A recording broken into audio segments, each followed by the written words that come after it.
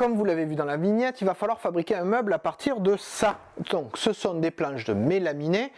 Il y en a un paquet quand même, puisqu'il y a 2 meubles à fabriquer, et qu'en plus ce dernier devra être sur roulette. Donc c'était une réalisation pour une abonnée, coucou mon abonné. Vous allez donc voir les différentes étapes et comment je vais pouvoir fabriquer ce meuble sans évidemment abîmer ce revêtement. D'ailleurs, je vais pouvoir utiliser la domino, mais avec les extensions. Oui, parce que je les ai maintenant. Bon, mais c'est pas tout ça. Générique.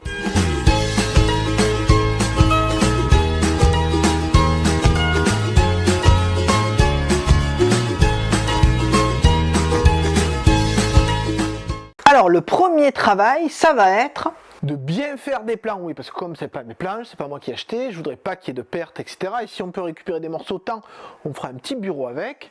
Donc l'idée, c'est d'abord d'aller sur informatique pour faire tous les plans et pas se tromper et avoir ce qu'on appelle un gabarit de coupe. Bon, allez, je vous explique tout ça là-haut, dans mon bureau.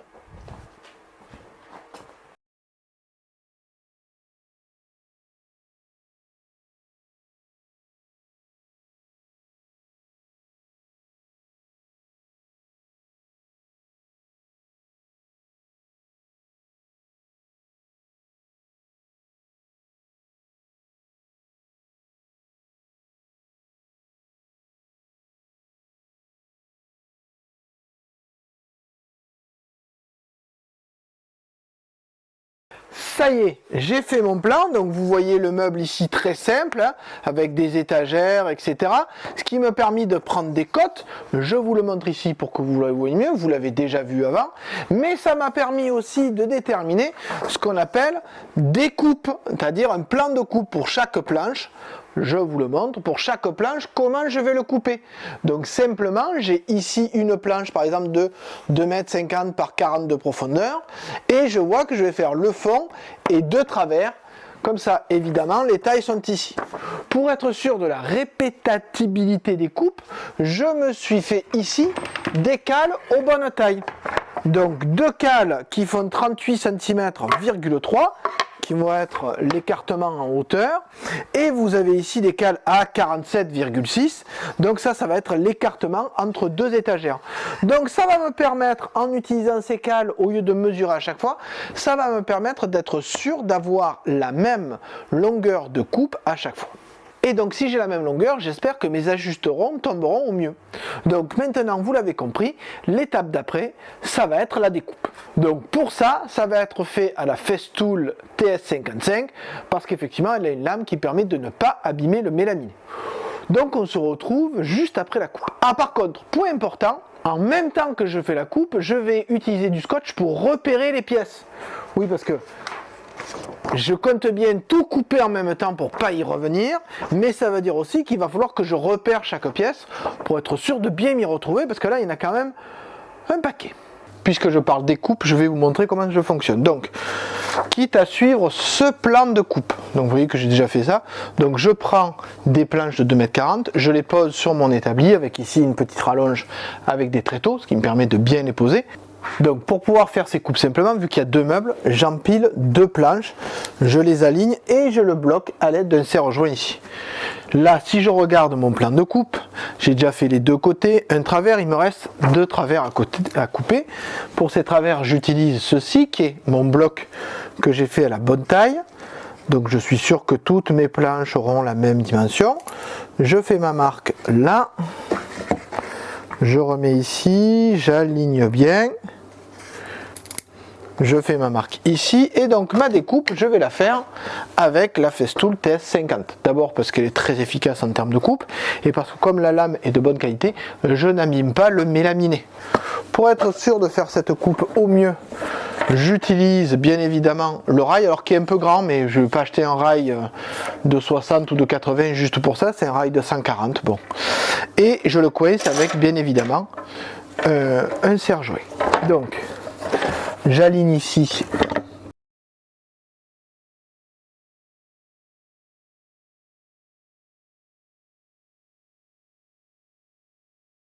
je peux maintenant passer à la découpe. J'ai déjà réglé la profondeur pour être sûr de ne pas faire un carnage. Et vous remarquez que sur mon établi, j'ai mis une petite épaisseur de polystyrène pour pouvoir aller faire ma coupe jusqu'au bout. Même chose, j'ai mis ici, j'ai réglé ici la butée qui permet de ne pas abîmer le mélaminé.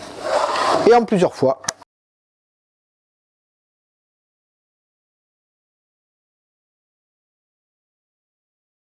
Voilà une coupe impeccable, parfaite, à la bonne dimension. Voilà deux planches qui serviront à faire les traverses de plus. Donc je vais suivre l'ensemble de mon plan de découpe en faisant à chaque fois les découpes en double. On se retrouve juste après pour commencer à penser l'assemblage. Ah, scotch de peintre pour mettre la destination de la planche. Là c'est une planche pour aller de travers. Je note travers dessus, comme ça. Même quand j'ai rangé toutes mes planches, je saurai à quoi elle sert. Oui, je vous montre une dernière découpe. Celle-là est un peu particulière. Alors, si je regarde mon plan de découpe, ici j'ai tous les fonds, toutes les planches qui auront fond de mon meuble, qui doivent être découpées, sauf que ces planches de fond, elles doivent faire 47,6 de long par 38,3 de hauteur.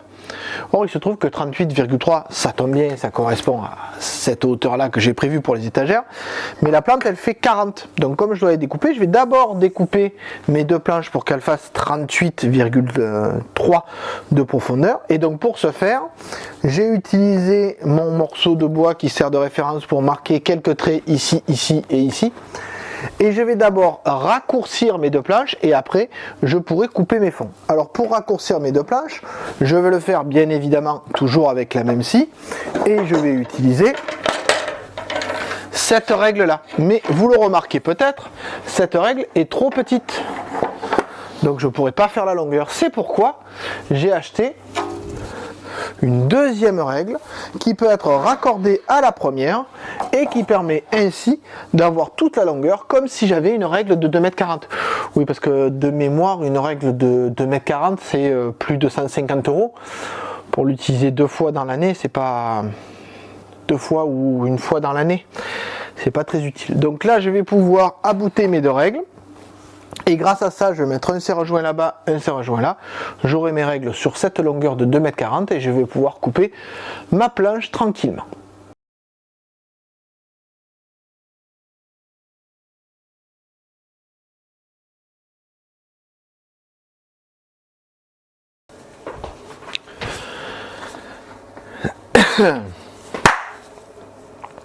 Ça y est, j'ai terminé toutes mes découpes et quand je dis toutes mes découpes, vous voyez ici tout ce qui traîne et encore je pourrais vous montrer en bas parce que là vous voyez pas tout, faites voir, hop, vous voyez il y en a un paquet donc j'ai fini toutes mes découpes et maintenant il me reste à assembler tout ça. Donc vous voyez que je me sers de reste pour faire des gabarits. Alors je vais passer sur cette caméra pour que vous voyez mieux ce qui se passe. Donc vous le voyez ici j'ai mon bord de planche. Je vais donc avoir mes traverses qui vont venir comme ça. Enfin là il va y avoir le bord évidemment. Et je vais avoir mon fond qui va venir comme ça. Alors quels sont les trous que j'ai prévus avec ma domino? Donc je vais faire un trou ici et je vais faire un trou au milieu. Après je ferai des trous par là. Puis ici, puis la même chose de l'autre côté. C'est là que va intervenir le gabarit que j'ai acheté pour ma festool domino. Ce gabarit, le voilà. Ce sont des éléments en plastique qui viennent se fixer sur le bord de la domino. Vous regardez et vous voyez ici que je peux évidemment les mettre et les enlever et qui sont millimétrés. Il y a des mesures ici qui permettent, si on veut, de changer. Et ça me donne, vous le voyez là, ça me donne de nouvelles butées. Donc non seulement je vais pouvoir utiliser la butée d'origine pour pouvoir mettre en place, vous voyez, des dominos, ici, toujours à la même taille, mais je vais pouvoir utiliser cette butée là pour pouvoir mettre un domino pile au milieu. Et comment je sais qu'il est pile au milieu? Parce que simplement, si je regarde ici, je suis à 20 200 mm et 200 mm, donc je suis à 20 cm et d'ailleurs mes deux butées prennent exactement la taille de la planche. Donc là, je sais que je suis au milieu et surtout, je sais que je serai au milieu à chaque fois que je ferai une mesure. J'aurai pas de problème de report. Donc si je fais un trou ici et que je fais le même trou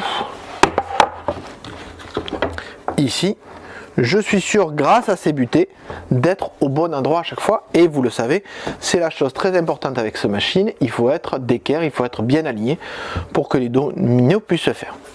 Donc vous le voyez, je vais commencer à faire une planification des trous à faire avec la domino. Je vais faire tous mes trous. Et après, je passerai au montage, collage. Et normalement, ça devrait être largement assez résistant. La question se pose de est-ce que je mets des vis dans des zones qui ne seront pas visibles? Peut-être, je verrai ça plus tard. Autre difficulté, ça va être de bien déterminer à quel endroit je fais les trous au milieu de la planche pour pouvoir mettre mes traverses ici qui vont servir de support à la planche qui viendra au milieu. Bon ben ça, une chose à la fois, pas tous en même temps. Voilà. Donc on se retrouve sur ma table de montage, vous voyez. Pourquoi? Parce que j'ai plus de place que sur l'établi qui est là, notamment sur les côtés quand je vais vouloir faire ici. J'ai installé la domino avec le système d'aspiration et une caméra au-dessus pour que vous voyez bien. Donc je vais commencer par faire les trous transversaux. J'ai bien évidemment fait les réglages en hauteur, en profondeur, etc. Je pense bien à mettre à 15 mm ici de profondeur. Et je vais pouvoir commencer à faire mes trous ici.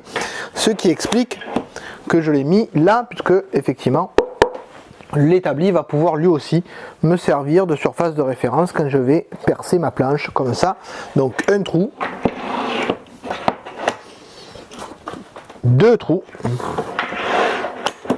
et trois trous. Je rappelle évidemment que je vais me servir des repères qui sont ici, qui peuvent s'enfoncer et qui me serviront ainsi. Allez, par contre, pas oublier ça.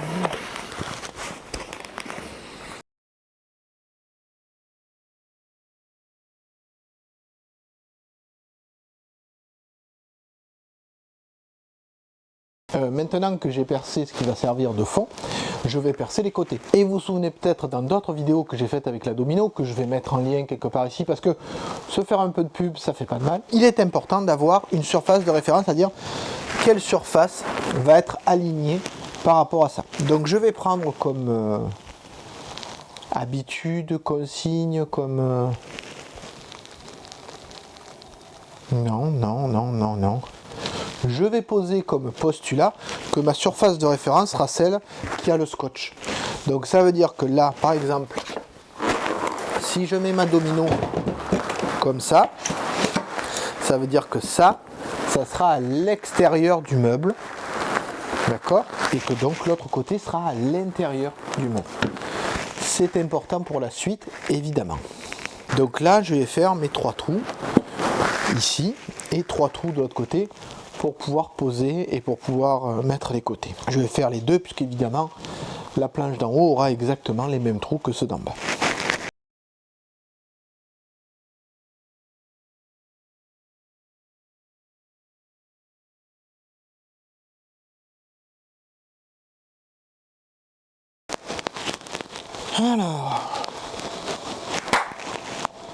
Alors se poser la question, se poser la question de savoir comment j'allais savoir où est-ce que je devais percer ma planche au milieu.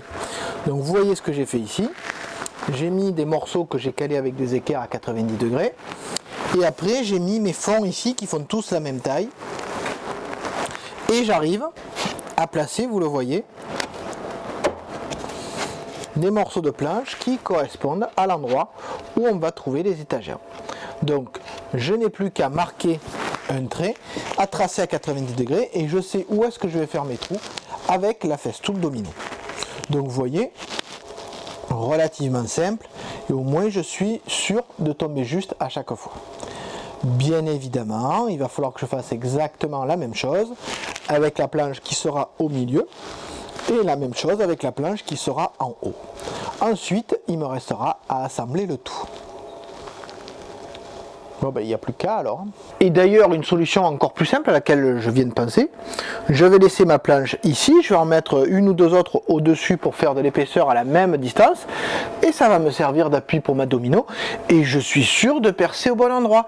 Après je fais la même chose de l'autre côté, et je suis sûr de percer au bon endroit. Oui voilà, moins de tracés, plus de cales grâce aux planches qui sont déjà en place. Voilà, ça c'est la bonne méthode. Moins de tracés, moins de mesures, plus de choses qui tombent automatiquement. Allez, je vais faire ça. Tous mes perçages sont faits et maintenant je vais pouvoir m'attaquer au montage. Donc comment est-ce que j'ai pensé ce montage? Comment vais-je assembler tout cela? Alors première chose, je vais d'abord assembler les fonds et les traverses et les côtés. Et ensuite je pourrai venir les emboîter sur le bas et sur le haut. Mais du coup il faut que je refasse des trous parce que j'ai pas fait tous mes trous. Trou du cul.